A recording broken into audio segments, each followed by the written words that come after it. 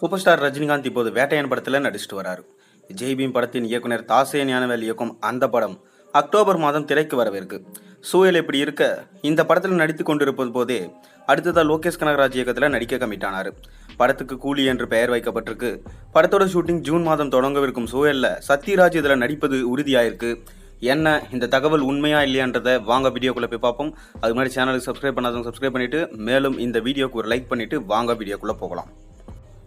ரஜினிகாந்த் ஹீரோவா நடிச்சு ஜெயிலர் படமும் கெஸ்ட் ரோலில் நடிச்சு லால் சலாம் படமும் கடைசியாக வெளியாச்சு. இவற்றில் ஜெயிலர் மெகா ஹிட் ஆனது. ஆனால் லால் சலாமோ வழுக்கி விழுந்து விட்டது.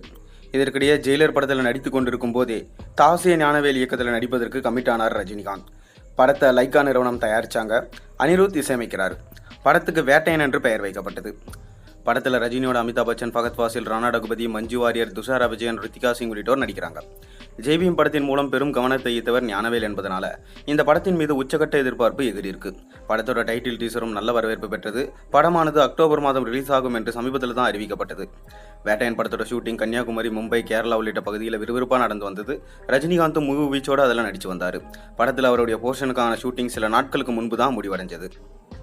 நிச்சயம் இந்த படம் ரஜினிகாந்தோட கெரியரில் தரமான சம்பவமாக இருக்கும் என்றும் அவரது ரசிகர்கள் இப்போதே பேச ஆரம்பிச்சிட்டாங்க. இதற்கிடையே கோலிவுட்டில் தற்போது மோஸ்ட் வாண்டட் இயக்குனராக திகழ்ந்து கொண்டிருப்பவர் லோகேஷ் கனகராஜ். அவர் கமல்ஹாசனை வச்சு விக்ரம் என்ற மெகா ஹிட் படத்தை கொடுத்தாரு. அடுத்து அவர் இயக்கிய லியோ படம் சறுக்கியது. சூழல் எப்படி இருக்க ரஜினியை வச்சு கூலி படத்தை இயக்குறாரு அவர்.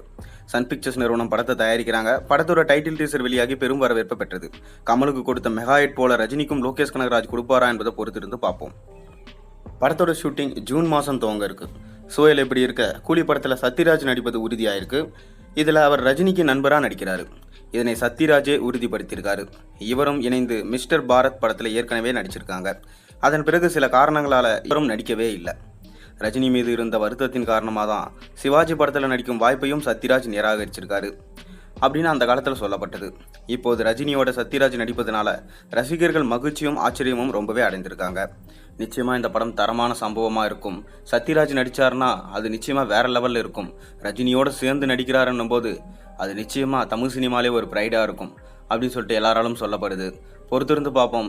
நீங்கள் சத்யராஜ் நம்ம ரஜினியோட சேர்ந்து பல வருஷம் கழிச்சு நடிக்கிறத எந்த மாதிரி பார்க்குறீங்கன்றதை மறக்காமல் கீழே கமெண்ட்டில் சொல்லுங்கள். மேலும் சேனலில் போகிற வீடியோஸும் தான் மறக்காம சப்ஸ்கிரைப் பண்ணுங்கள், லைக் பண்ணுங்கள், பெல் ஐகான் ப்ரெஸ் பண்ணுங்கள். அப்போ தான் போகிற வீடியோஸும் நோட்டிஃபிகேஷன் உங்களுக்கு வந்து சேரும்.